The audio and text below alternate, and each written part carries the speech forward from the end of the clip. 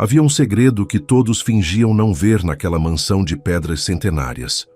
O conde Afonso de Almeida Brandão não sorria mais desde que aceitara o noivado com Leonor Cavalcante de Menezes, a filha da baronesa de Itamaracá. Nas tardes silenciosas, quando o sol atravessava as enormes janelas da biblioteca revestida de mogno escuro, era possível ouvir apenas o farfalhar das páginas e a voz suave de uma jovem que lia em voz baixa, sem saber que cada palavra sua afastava um pouco mais a escuridão que habitava o peito do homem que a escutava. Estela Ribeiro dos Santos tinha apenas 21 anos e mãos calejadas de tanto polir louças e dobrar lençóis de linho, mas seus olhos brilhavam com uma luz que nenhum candelabro de prata conseguiria reproduzir. Se você também acredita que o amor verdadeiro não tem fronteiras, inscreva-se no canal e comente de onde está assistindo para que mais pessoas conheçam essa história. A propriedade dos Almeida Brandão ficava a 3 léguas do centro de Petrópolis, erguida no alto de uma colina, de onde era possível avistar o vale inteiro, quando a neblina da manhã se dissipava. Afonso herdara o título de conde aos 25 anos, após a morte súbita de seu pai em um acidente durante uma viagem a cavalo pelas terras da família. Desde então, carregava nos ombros não apenas a responsabilidade de administrar 450 alqueires de cafezais e pastagens, mas também a expectativa de toda uma linhagem que esperava dele um casamento digno, uma aliança que fortalecesse o nome Almeida Brandão entre as famílias mais influentes do Império. Leonor parecia a escolha perfeita no papel. Bela, educada em Paris, fluente em francês e italiano, filha de uma das baronesas mais respeitadas da região. O noivado fora anunciado em uma cerimônia grandiosa 6 meses atrás, com champanhe francês, valsa ao som de uma orquestra trazida especialmente do Rio de Janeiro e a presença de mais de 200 convidados. Mas algo estranhamente frio emanava de Leonor, uma espécie de névoa gélida que nenhum fogo de lareira conseguia dissipar.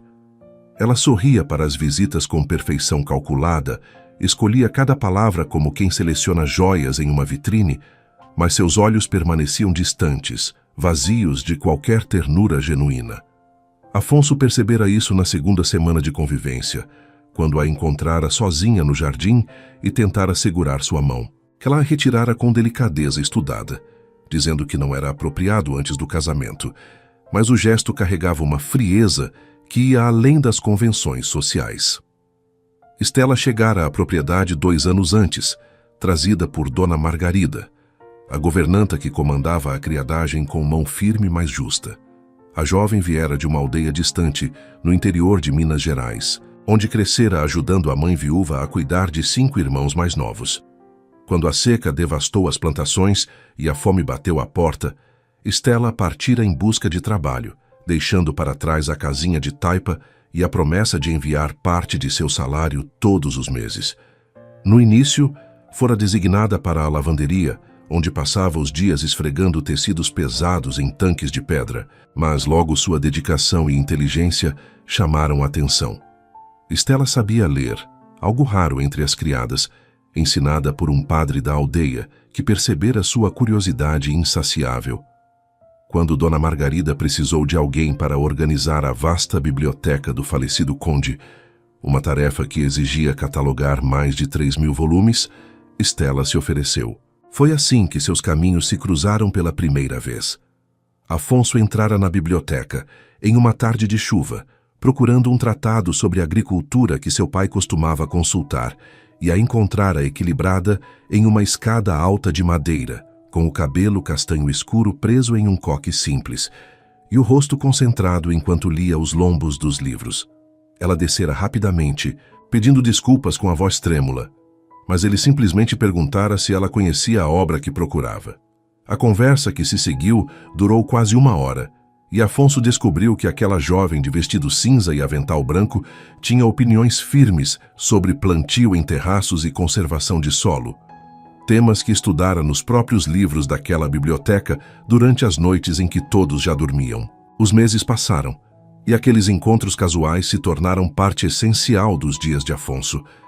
Ele começou a inventar desculpas para visitar a biblioteca com mais frequência, pedindo indicações de leitura, discutindo trechos de romances franceses, dividindo preocupações sobre a administração da propriedade. Stella jamais ultrapassava os limites do respeito devido a um conde, mantinha sempre a postura adequada, chamava-o de senhor e abaixava os olhos quando ele se aproximava demais. Mas havia algo na forma como ela falava sobre os livros, com uma paixão contida que brilhava por trás das palavras cuidadosas, que tocava uma parte de Afonso que ele julgava morta. Ela o fazia rir com observações perspicazes sobre personagens de romances, questionava com delicadeza pontos de vista que ele nunca pensara em contestar. Trazia uma leveza que contrastava brutalmente com o peso sufocante de suas obrigações. Quando Leonor visitava a propriedade, o que acontecia 2 vezes por semana, sempre acompanhada da mãe, a baronesa de Itamaracá, a atmosfera da casa mudava completamente. As criadas se movimentavam mais rápido, com os ombros tensos, e Dona Margarida inspecionava cada detalhe com o dobro do rigor habitual. A baronesa era uma mulher alta e imponente, com cabelos grisalhos presos em um penteado elaborado e uma expressão perpetuamente crítica. Ela examinava tudo com olhos de águia. A disposição das flores nos vasos de cristal, o brilho da prataria, a temperatura do chá servido em xícaras de porcelana inglesa. Nada nunca estava suficientemente bom para ela, e suas críticas eram distribuídas com uma crueldade velada que se escondia atrás de sorrisos educados. Foi durante uma dessas visitas que a baronesa viu Stella pela primeira vez. A jovem atravessava o corredor carregando uma pilha de livros, quando a baronesa e Leonor passavam em direção ao salão de música. Stella se encostou na parede e abaixou a cabeça em sinal de respeito. Mas a baronesa parou, examinou-a de cima a baixo com um olhar que parecia capaz de atravessar carne e osso e perguntou com voz cortante quem era aquela moça. Dona Margarida explicou que Stella cuidava da biblioteca, e a baronesa soltou um riso breve e seco. Achou um desperdício de recursos manter uma criada alfabetizada quando qualquer menina da cozinha poderia espanar prateleiras. Disse que na casa dela nenhum criado tinha tempo para ler e que talvez fosse exatamente por isso que a propriedade dos Almeida Brandão não rendia tanto quanto deveria. O comentário ficou suspenso no ar como uma nuvem de veneno. Stella permaneceu imóvel, com os olhos fixos no chão, mas Afonso, que observava a cena do alto da escada, sentiu uma onda de fúria subir pelo peito. Ele desceu os degraus com passadas firmes e disse, com uma educação fria que mal disfarçava a raiva, que a organização da biblioteca era assunto dele e que a eficiência da propriedade falava por si mesma. A baronesa sorriu com condescendência, como quem perdoa uma criança teimosa, mas seus olhos brilharam com algo perigoso. A partir daquele dia, a tensão na casa se intensificou. Leonor começou a fazer perguntas sobre Stella, sempre com um tom casual, mas carregado de veneno sutil. Queria saber quanto tempo a criada passava na biblioteca, se Afonso costumava conversar com ela, se era realmente necessário que uma simples empregada tivesse acesso a obras tão valiosas. Afonso respondia com monossílabos, desviava o assunto, mas percebia o cerco se fechando. Leonor não era tola, e por trás daquela máscara de frieza calculada havia uma mente afiada que captava cada olhar, cada silêncio, cada hesitação. Ela sabia que algo estava errado, e essa percepção a tornava ainda mais perigosa. O casamento estava marcado para dali a 3 meses, e os preparativos avançavam como uma máquina implacável. A lista de convidados ultrapassava 300 nomes. O vestido de Leonor vinha sendo confeccionado por uma costureira francesa especializada, e a cerimônia seria realizada na Catedral de São Pedro de Alcântara, com direito à bênção especial de um bispo. Em Petrópolis, onde a elite fazia questão de transformar casamentos em demonstrações públicas de poder, aquele ritual parecia mais um tratado do que uma celebração. Afonso se sentia como um homem caminhando em direção ao próprio enforcamento, contando os dias com um misto de pavor e resignação. Foi nesse contexto que chegou o convite para o grande jantar de gala na propriedade dos Almeida Brandão, um evento que celebraria a união das duas famílias e consolidaria alianças importantes. A baronesa insistira que fosse uma noite memorável, uma demonstração do poder e da sofisticação que aquele casamento representava. Afonso não teve escolha senão concordar. As semanas que antecederam o jantar foram de preparo frenético. A criadagem trabalhou dia e noite para deixar a mansão impecável.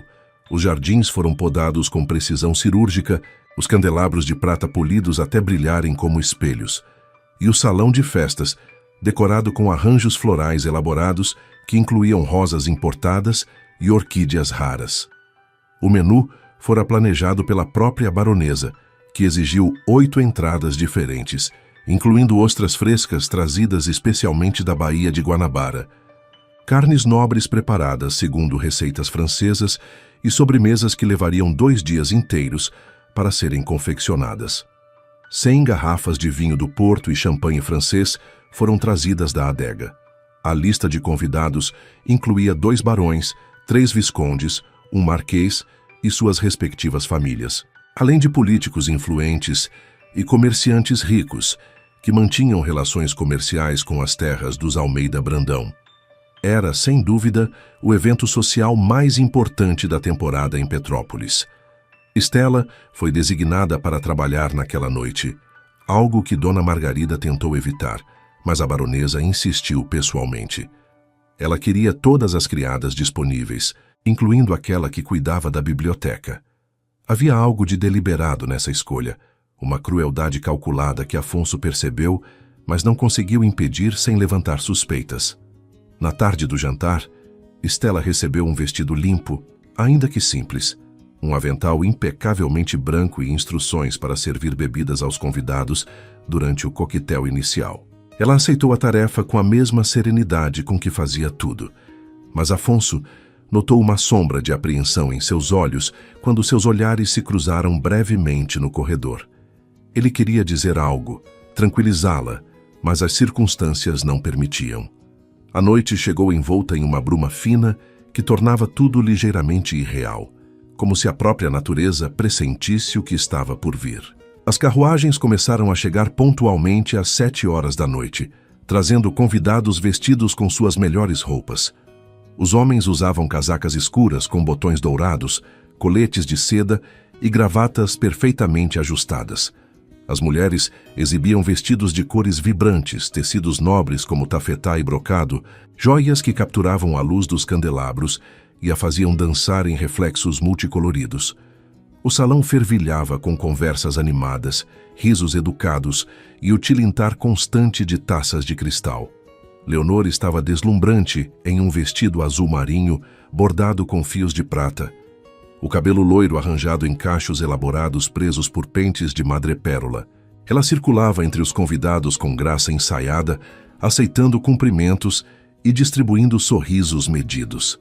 A baronesa, ao seu lado, vestia um traje púrpura que reforçava sua presença dominadora. Afonso cumprimentava os convidados com a cortesia automática de quem fora treinado a vida inteira para aquilo. Mas sua mente estava em outro lugar, acompanhando de relance a figura discreta de Estela, que se movia silenciosamente entre os grupos, oferecendo vinho do Porto em uma bandeja de prata. Ela mantinha os olhos baixos, a postura perfeita, invisível como se esperava que toda criada fosse. Mas Afonso a via. Via cada movimento seu, cada vez que alguém pegava uma taça sem sequer olhar para ela, cada instante em que ela se tornava parte do cenário, um objeto útil, mas desprovido de humanidade aos olhos daquela gente. Algo apertou em seu peito, uma revolta surda que crescia a cada minuto. O jantar foi servido às 8h30 da noite. Os convidados se acomodaram em uma mesa monumental, decorada com toalhas de linho belga bordadas à mão, pratos de porcelana francesa, com bordas douradas e talheres de prata maciça dispostos segundo a ordem rigorosa da etiqueta europeia.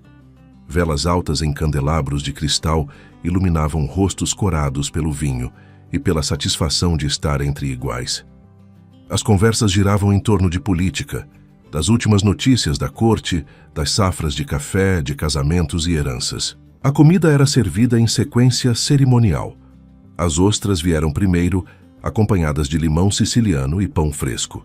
Depois, uma sopa cremosa de aspargos, seguida de lombo de cordeiro assado com ervas finas, acompanhado de batatas ao molho de manteiga e legumes delicadamente temperados. O vinho fluía generosamente, e as bochechas dos convidados adquiriam um tom rosado de contentamento. A baronesa comandava a mesa com maestria, direcionando conversas, fazendo observações espirituosas que arrancavam risos e consolidando sua posição como a grande anfitriã da noite, ainda que estivesse em casa alheia. Ela tinha um talento especial para isso, para ocupar espaços e fazer com que todos ao redor orbitassem em torno de sua presença. Leonor, sentada ao lado de Afonso, tocava ocasionalmente seu braço com dedos frios, fazendo comentários baixos sobre os convidados. Pequenas maldades disfarçadas de observações sociais. As criadas se movimentavam nos bastidores, trazendo e retirando pratos, reabastecendo taças, garantindo que cada detalhe estivesse perfeito. Estela trabalhava na parte de trás, ajudando a organizar os pratos que vinham da cozinha antes de serem servidos. Ela não estava visível para os convidados, e havia um alívio nisso. Mas o destino, como costuma fazer, tinha outros planos. No momento em que a sobremesa seria servida, um magnífico pudim de frutas cristalizadas, acompanhado de creme inglês. Uma das criadas derrubou acidentalmente uma bandeja na cozinha. O estrondo do metal contra o chão de pedra ecoou até o salão. Dona Margarida, em pânico, ordenou que Estela assumisse a tarefa de servir a sobremesa aos convidados. Não havia tempo para discussões. Estela pegou a bandeja, respirou fundo e entrou no salão pela primeira vez naquela noite. O ambiente estava ainda mais aquecido pelo calor das velas e dos corpos, e o cheiro de vinho e perfumes caros pairava no ar. Ela começou a servir pela extremidade oposta da mesa, onde estavam os convidados menos importantes, movendo-se com cuidado para não chamar atenção. Tudo estaria bem se ela conseguisse terminar a tarefa rapidamente e voltar para os bastidores. Mas quando chegou perto do centro da mesa, onde a baronesa, Leonor e Afonso estavam sentados, o silêncio repentino fez seu coração disparar. A baronesa a reconheceu imediatamente. Seus olhos se estreitaram e um sorriso fino e cruel curvou seus lábios. Ela esperou que Estela se aproximasse, permitiu que a jovem colocasse uma porção de sobremesa em seu prato, e então, com uma voz que silenciou todas as conversas ao redor, disse em tom alto o suficiente para que metade da mesa ouvisse: "A biblioteca está tão bem organizada que agora suas cuidadoras são promovidas a servir à mesa. Que progresso notável!" O comentário despertou risos contidos. Estela sentiu o sangue subir ao rosto, mas manteve a compostura, terminando de servir e dando um passo atrás. Mas a baronesa não tinha terminado. Ela se virou para Leonor e disse, com uma voz carregada de veneno mal disfarçado: "Querida, você precisa estar atenta quando for a dona desta casa. Criadas que leem demais, às vezes se esquecem de qual é o seu lugar." E olhando diretamente para Estela, acrescentou: "Ela é apenas a criada, nada mais." Leonor, percebendo a oportunidade de consolidar seu território, sorriu e ergueu sua taça de vinho tinto. Observou Estela com um olhar glacial e disse com uma doçura falsa: "Talvez ela precise de uma lição sobre isso." E em um movimento deliberado e cruel, inclinou a taça e derramou o vinho sobre o vestido de Estela. O líquido escuro escorreu pelo tecido cinza, manchando-o de vermelho profundo, pingando no chão de mármore. O silêncio que se seguiu foi absoluto. Estela ficou paralisada, com a bandeja tremendo levemente em suas mãos, os olhos fixos no chão enquanto lágrimas silenciosas começavam a se formar. Leonor, com uma expressão de falsa preocupação, cobriu a boca com a mão e disse: "Oh, que desastrada eu sou! Mas talvez seja melhor assim. Esta criada claramente não sabe servir adequadamente. Acho que ela deve ser dispensada imediatamente. Não concorda, Afonso?" E então, olhando ao redor da mesa em busca de apoio, acrescentou com voz firme: "Exijo que ela seja expulsa desta casa agora mesmo." O salão inteiro observava. Alguns convidados pareciam desconfortáveis, mas ninguém ousava se opor à futura condessa. A baronesa assentiu com aprovação, cruzando os braços. Dona Margarida, que assistia tudo de um canto, tinha os olhos arregalados de horror.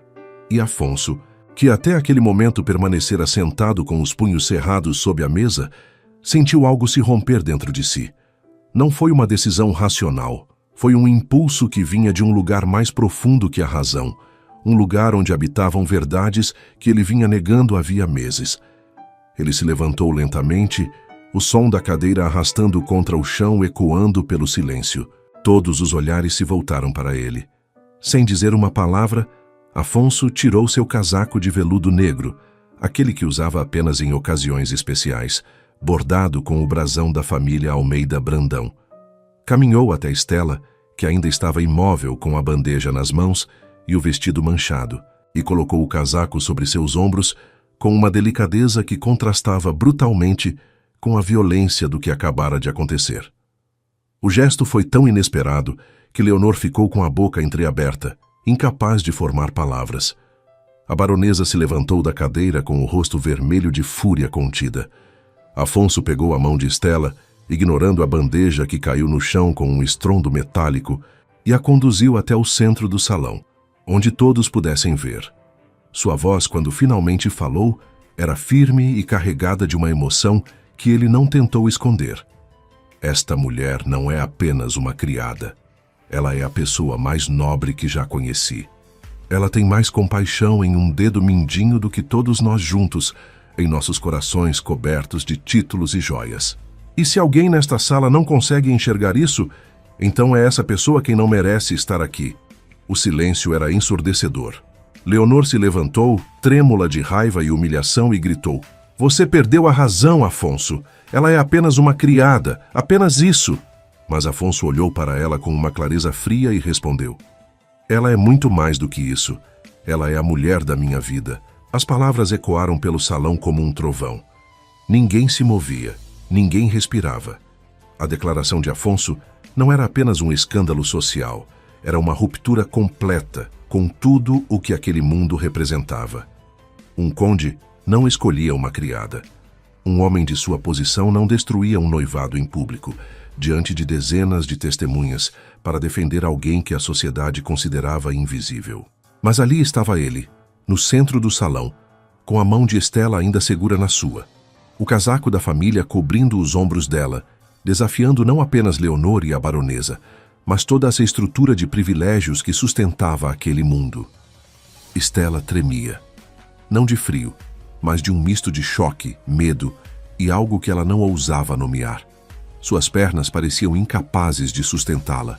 Ela tentou soltar a mão de Afonso, murmurar que ele estava cometendo um erro terrível, que aquilo não poderia estar acontecendo, mas a voz não saiu. Leonor deu um passo à frente, o rosto desfigurado pela fúria e pela humilhação. Sua voz saiu em um grito agudo que cortou o silêncio. "Você está me trocando por uma criada? Por uma ninguém?" "Você enlouqueceu completamente, Afonso."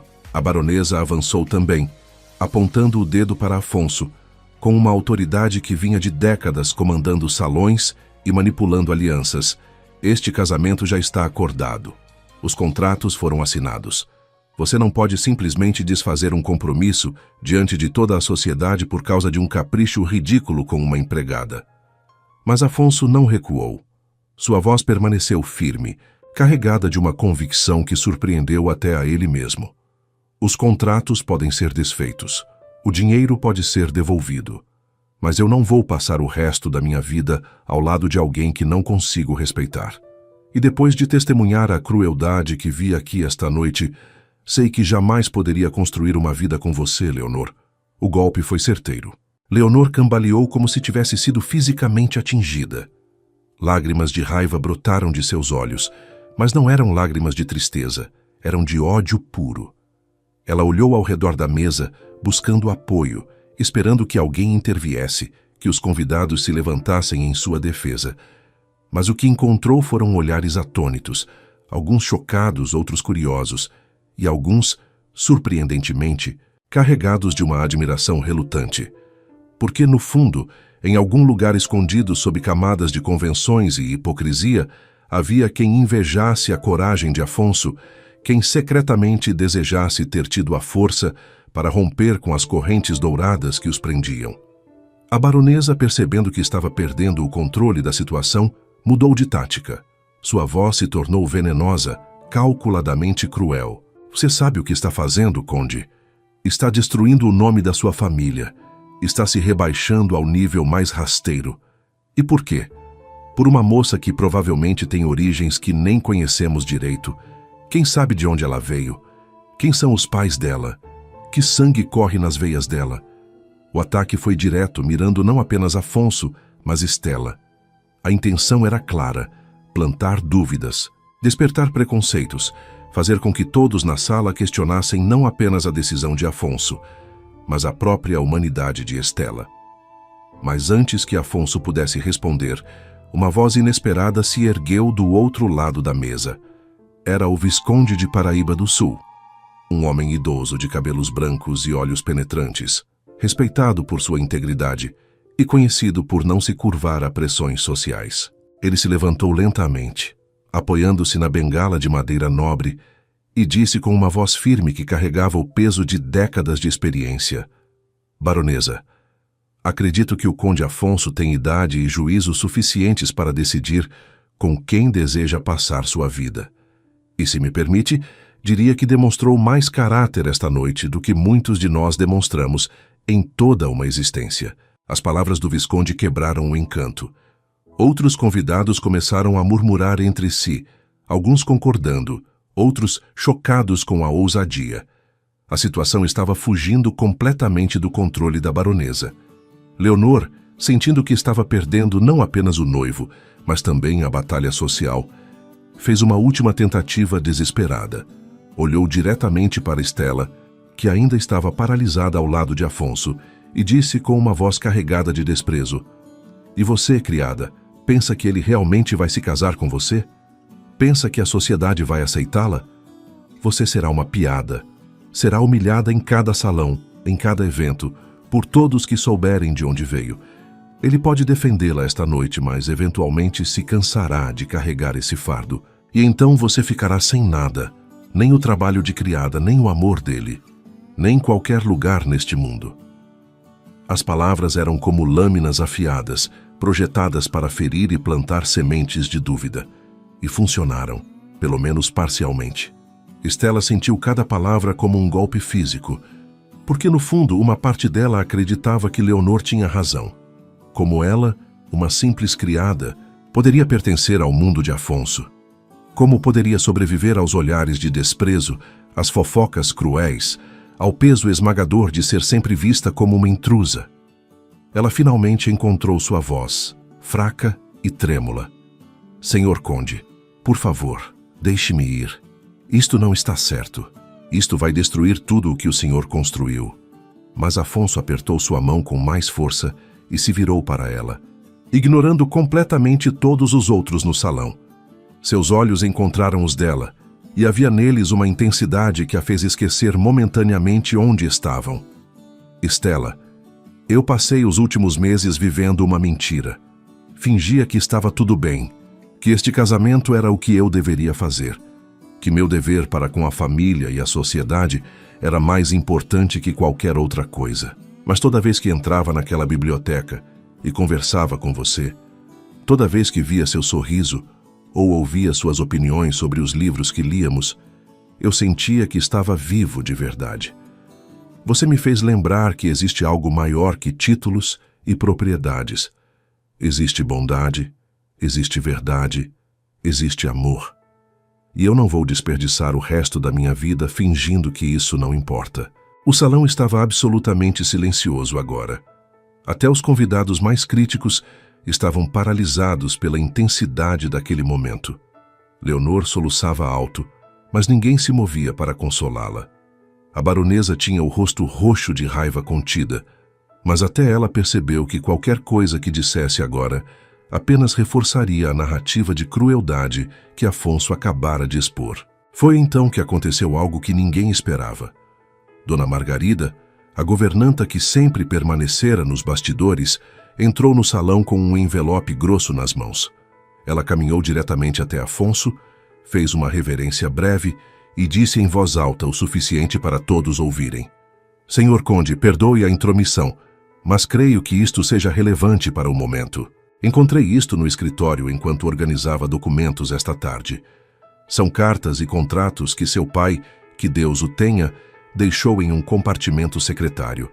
Acredito que o senhor precise ver isto imediatamente. Afonso pegou o envelope, confuso. Abriu-o ali mesmo sob os olhares curiosos de todos. Enquanto seus olhos percorriam os documentos, sua expressão mudou de confusão para choque, e depois para uma fúria fria e controlada.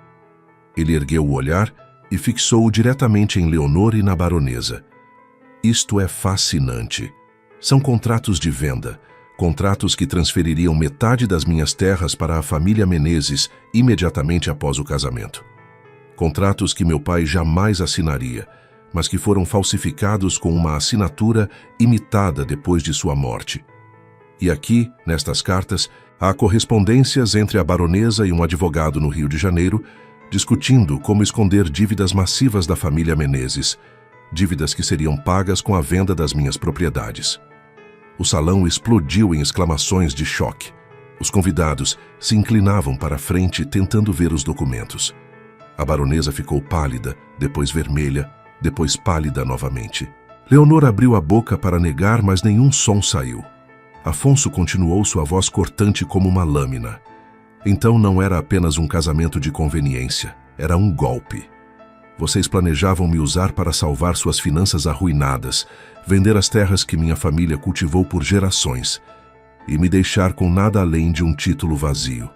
E ainda tem a audácia de falar sobre honra, sobre linhagem, sobre o que é apropriado. A baronesa tentou se recuperar, sua voz saindo em um grito desesperado. Isto é uma mentira. Estes documentos são forjados. Esta governanta está trabalhando com você para nos desacreditar. Mas o Visconde de Paraíba do Sul se aproximou, pegou os documentos das mãos de Afonso e os examinou cuidadosamente. Após alguns minutos, ele olhou para a baronesa com uma expressão de profundo desgosto. Eu reconheço o selo deste advogado. É o mesmo que tentou me convencer a investir em um empreendimento fraudulento há 2 anos. Estes documentos parecem autênticos. Se são, baronesa, a senhora não apenas tentou enganar o conde Afonso, mas cometeu crimes que podem ser levados à corte imperial. O impacto foi devastador. Em questão de minutos, Leonor e a baronesa passaram de vítimas ultrajadas a criminosas expostas. Os convidados começaram a se afastar delas como se fossem portadoras de peste. Conversas baixas se espalharam pela mesa, e a atmosfera mudou completamente. Agora não era mais Afonso quem estava sendo julgado, mas sim as 2 mulheres que haviam tentado manipulá-lo. A baronesa, percebendo que a situação estava completamente perdida, agarrou o braço de Leonor e a puxou em direção à saída. Antes de deixar o salão, ela se virou uma última vez e cuspiu as palavras com veneno puro. Vocês vão se arrepender disto. Todos vocês. E então, elas partiram, deixando para trás um silêncio pesado e desconfortável. Os convidados começaram a se levantar lentamente, alguns murmurando desculpas, outros simplesmente saindo sem dizer nada. Em menos de 15 minutos, o salão, que estivera repleto de vida e conversas animadas, estava quase vazio. Apenas o Visconde permaneceu, junto com mais 2 convidados próximos que conheciam Afonso desde criança. O Visconde colocou a mão no ombro de Afonso e disse com um meio sorriso: Você tem coragem, rapaz. Mais coragem do que prudência, talvez, mais coragem. E esta jovem, apontou para Estela, parece ter um caráter que muitos de nós, nascidos em berços dourados, nunca desenvolvemos. Cuide bem dela. E se precisar de alguém para testemunhar a favor de vocês quando a sociedade vier com suas garras afiadas, eu estarei aqui. Após a saída do Visconde, Afonso e Estela finalmente ficaram sozinhos no grande salão, cercados apenas pelos destroços da festa e pelas velas que começavam a se apagar. O chão estava manchado de vinho, pratos pela metade abandonados sobre a mesa, e um silêncio opressor pairava no ar. Estela tirou o casaco dos ombros e tentou devolvê-lo a Afonso, mas ele recusou com um gesto suave. Ela finalmente deixou as lágrimas caírem, não de tristeza, mas de um misto esmagador de emoções que ela nem sabia nomear. Senhor Conde, o que fizemos? O que acabamos de fazer? Afonso deu um passo à frente e, pela primeira vez, tocou o rosto dela com a mão, enxugando uma lágrima com o polegar. Fizemos o que deveria ter sido feito há meses. Paramos de fingir. Paramos de viver segundo as regras de pessoas que não se importam conosco. E agora vamos construir algo verdadeiro. Mas Estela balançou a cabeça, a realidade começando a pesar sobre ela. Eu não pertenço ao seu mundo, senhor. Eu não sei como ser uma condessa. Não sei como conversar com essas pessoas, como me vestir para esses eventos, como... Afonso a interrompeu, sua voz firme, mas gentil. Você não precisa ser como elas. Você só precisa ser quem você é. Isso é suficiente para mim. Sempre foi. E se houver coisas que você precise aprender, nós aprenderemos juntos. Mas eu não vou permitir que você acredite, nem por um segundo, que é menos do que qualquer pessoa naquela mesa esta noite. Na verdade, você é infinitamente mais. Estela olhou para ele buscando sinais de dúvida, de arrependimento, mas tudo o que viu foi determinação. E pela primeira vez naquela noite impossível, ela permitiu que um pequeno fio de esperança se acendesse em seu peito. Talvez, apenas talvez, aquilo fosse possível. Os dias que se seguiram foram tumultuados. A notícia do escândalo se espalhou por Petrópolis e além como fogo em mato seco. Os jornais da região publicaram relatos sensacionalistas, alguns apoiando a coragem de Afonso, outros condenando-o como um traidor de sua classe. A baronesa tentou processar Afonso por quebra de contrato e difamação, mas os documentos que Dona Margarida encontrara foram levados a um juiz e uma investigação foi aberta sobre as práticas fraudulentas da família Menezes. As dívidas ocultas vieram à tona, revelando um buraco financeiro tão profundo que a própria baronesa teve que vender sua propriedade para evitar a prisão. Leonor desapareceu da sociedade, refugiando-se em uma propriedade distante de uma tia no interior de Minas Gerais, onde ninguém conhecia a história de sua humilhação pública. Enquanto isso, na propriedade dos Almeida Brandão, a vida passou por uma transformação radical. Afonso não perdeu tempo. No dia seguinte ao jantar desastroso, ele convocou toda a criadagem para uma reunião no salão principal, algo inédito na história daquela casa. Os empregados se reuniram nervosos, sem saber o que esperar, temendo demissões em massa ou represálias pelo escândalo da noite anterior. Mas o que Afonso anunciou deixou todos boquiabertos. A partir daquele momento, Estela não seria mais tratada como criada, e ele pretendia se casar com ela assim que os trâmites legais do rompimento com Leonor fossem concluídos. A notícia foi recebida com reações mistas. Alguns dos empregados mais antigos, que haviam trabalhado para o pai de Afonso, ficaram chocados e desaprovadores, presos às antigas hierarquias que conheciam a vida inteira. Outros, especialmente os mais jovens, sentiram uma onda de esperança, como se aquele ato de rebeldia abrisse possibilidades que nunca haviam imaginado. Dona Margarida, que conhecia Estela melhor que ninguém, chorou de alegria e abraçou a jovem com força, sussurrando que sempre soubera que ela era especial. Mas o caminho à frente não seria fácil, e todos sabiam disso. As semanas seguintes testaram a determinação de Afonso e Estela, de maneiras que nenhum dos dois poderia ter previsto. A sociedade de Petrópolis, ainda que dividida, era em sua maioria hostil.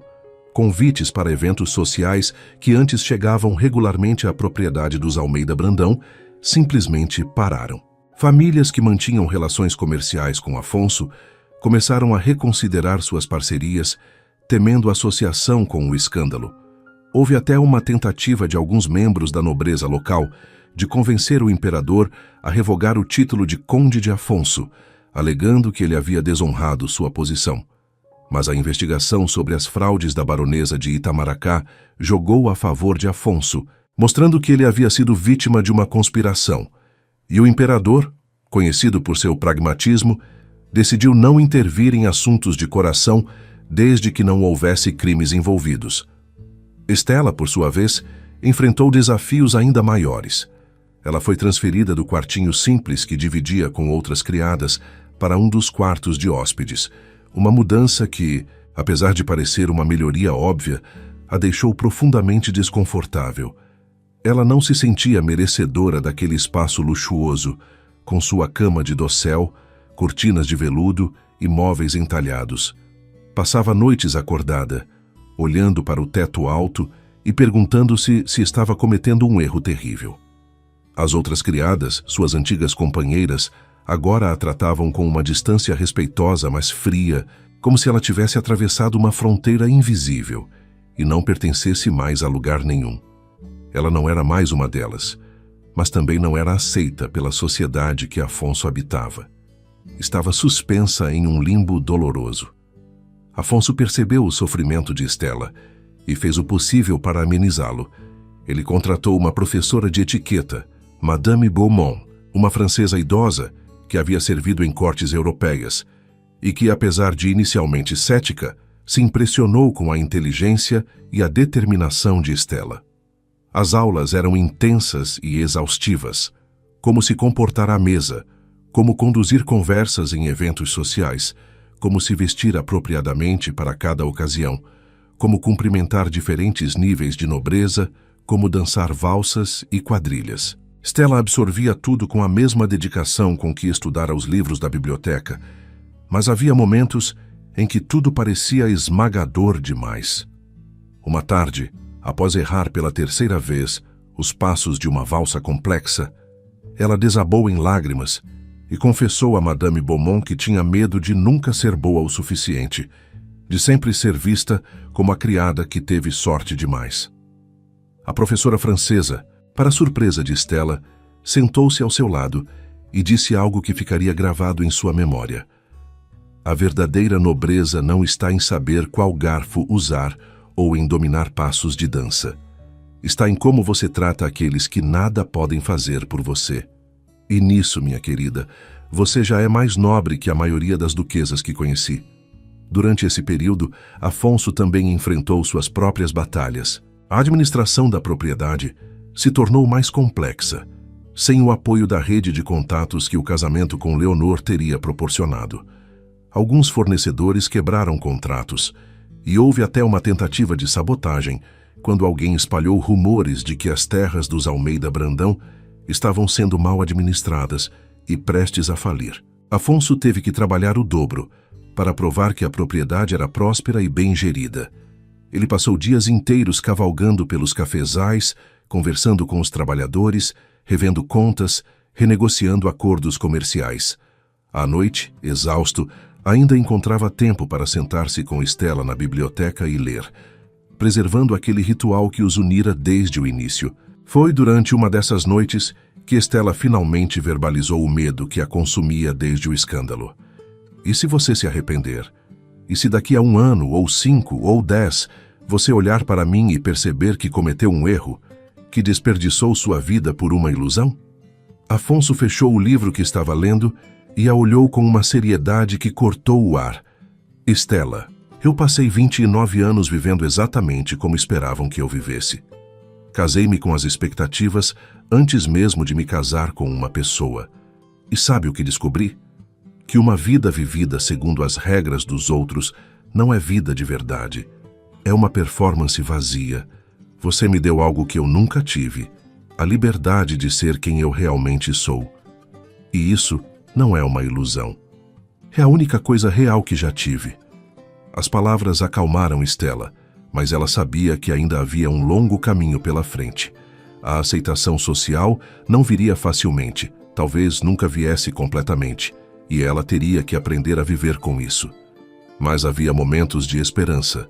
O Visconde de Paraíba do Sul fez questão de visitá-los publicamente, um gesto que carregava enorme peso simbólico. Ele conversou longamente com Stella, perguntando sobre sua infância, seus irmãos, sua visão sobre agricultura e administração de terras. Ao final da visita, ele disse a Afonso, autossuficiente para que os criados ouvissem e espalhassem a notícia. Esta jovem tem mais substância que a maioria das mulheres que conheci em salões dourados. Você escolheu bem, Conde. Outras figuras respeitáveis começaram a seguir o exemplo do Visconde. Não muitas, mas o suficiente para criar uma pequena rede de apoio que fazia toda a diferença. A história de como casamentos entre classes sociais diferentes eram vistos com desconfiança no Brasil. Imperial refletia as rígidas hierarquias da época, onde uniões eram frequentemente arranjadas por interesses econômicos e políticos. No entanto, havia casos documentados de casamentos que desafiaram essas normas, especialmente após meados do século XIX, quando ideias mais progressistas começaram a circular entre alguns membros da elite. 3 meses após o jantar fatídico, Afonso e Estela se casaram em uma cerimônia pequena e íntima na capela da propriedade. Não houve centenas de convidados, não houve orquestra trazida do Rio de Janeiro, não houve o bispo com sua bênção especial. Mas houve algo muito mais valioso. Havia verdade. O Visconde de Paraíba do Sul serviu como padrinho, e Dona Margarida, emocionada até os ossos, serviu como madrinha. Os trabalhadores da propriedade foram todos convidados e compareceram, enchendo a pequena capela de pedra com uma presença calorosa e genuína que nenhum salão dourado poderia reproduzir. Estela usava um vestido simples, mas belo, costurado por ela mesma com a ajuda de uma costureira local, em tecido branco puro, sem bordados extravagantes. Afonso usava o uniforme de gala da família, mas sem as condecorações excessivas que normalmente acompanhavam tais ocasiões. Quando o padre perguntou se ele tomava aquela mulher como esposa, Afonso respondeu com uma voz firme, que ecoou pelas paredes antigas: "Tomo, e agradeço a Deus todos os dias por ter tido a coragem de seguir meu coração." Quando Estela disse sim, sua voz tremia, mas havia nela uma determinação que surpreendeu até a ela mesma. Após a cerimônia, houve uma festa simples no jardim da propriedade. Mesas foram montadas ao ar livre, e a comida, preparada pelas cozinheiras da casa com a ajuda de Estela, era farta e deliciosa, sem pretensões de sofisticação europeia, mas repleta de sabor e afeto. Houve música tocada por músicos locais e até Afonso, que normalmente mantinha uma postura reservada, dançou com Estela sob as estrelas, rindo quando ela pisava em seus pés e sussurrando que aquilo era infinitamente melhor que qualquer valsa perfeita em um salão gelado.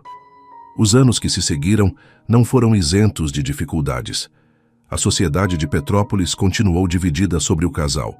Alguns nunca aceitaram Estela, referindo-se a ela sempre como a antiga criada, recusando-se a cumprimentá-la em público ou a aceitar convites para a propriedade dos Almeida Brandão.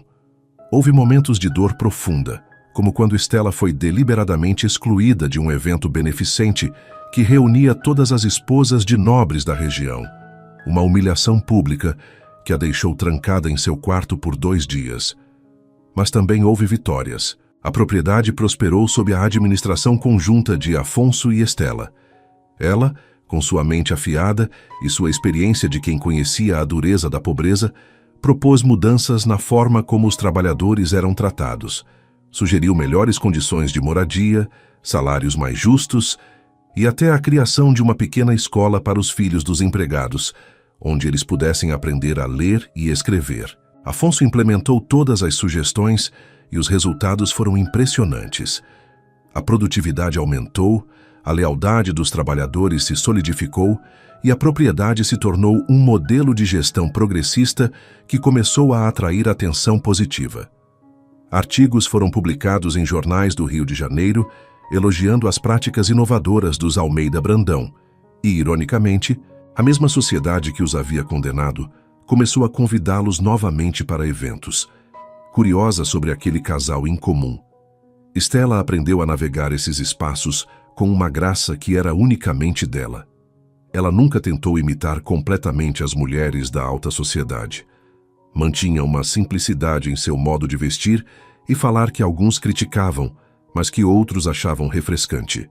E quando alguém a tratava com desprezo, ela respondia não com raiva, mas com uma dignidade serena que desarmava até os críticos mais ferrenhos. 2 anos após o casamento, Estela deu à luz uma menina. A criança, batizada de Clara, tinha os olhos escuros da mãe e o sorriso fácil do pai. O nascimento de Clara trouxe uma nova dimensão à vida do casal. Afonso descobriu uma ternura em si mesmo que não sabia existir.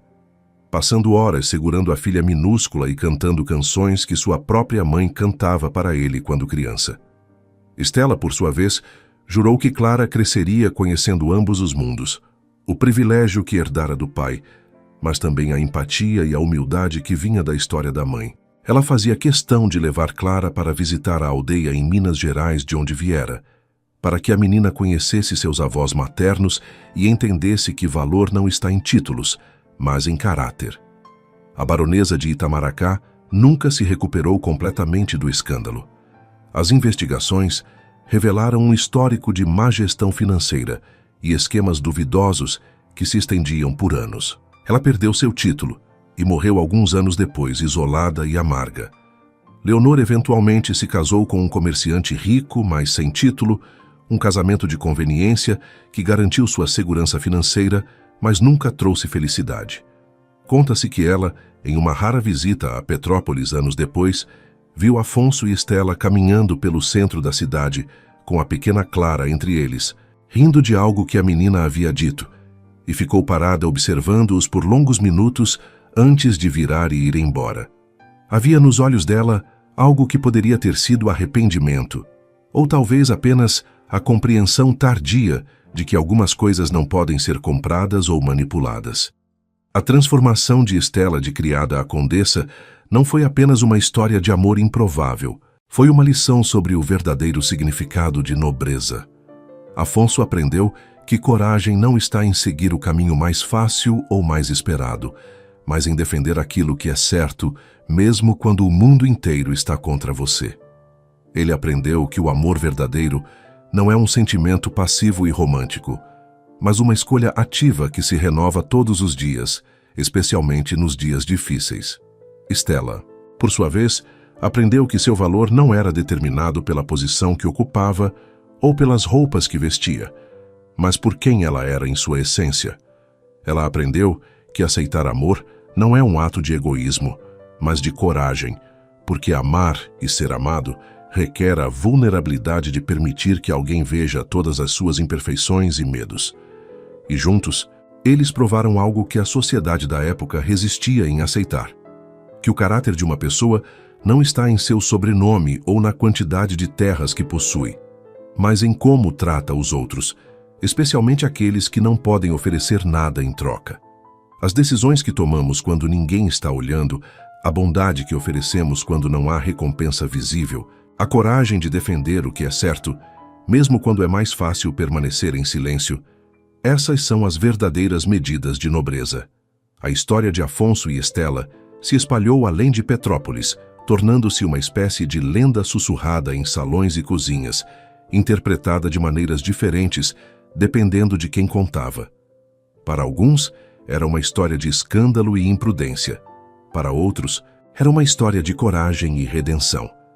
Mas para aqueles que conheceram o casal pessoalmente, que viram como construíram uma vida baseada em respeito mútuo, confiança e amor genuíno, era simplesmente a história de duas pessoas que se recusaram a deixar que o mundo decidisse por elas o que era possível. Anos mais tarde, quando Afonso era um homem de cabelos grisalhos e Estela uma mulher de meia idade, com rugas de expressão ao redor dos olhos de tanto sorrir, eles ainda caminhavam juntos pelos jardins da propriedade todas as tardes, de mãos dadas como adolescentes apaixonados. Clara cresceu e se tornou uma jovem que herdou a inteligência da mãe e a determinação do pai, decidida a continuar o legado de justiça e compaixão que seus pais haviam começado. A biblioteca onde tudo começou permaneceu o coração da casa, um santuário onde memórias viviam entre as páginas dos livros. E nas noites tranquilas, quando o silêncio envolvia a mansão de pedras centenárias,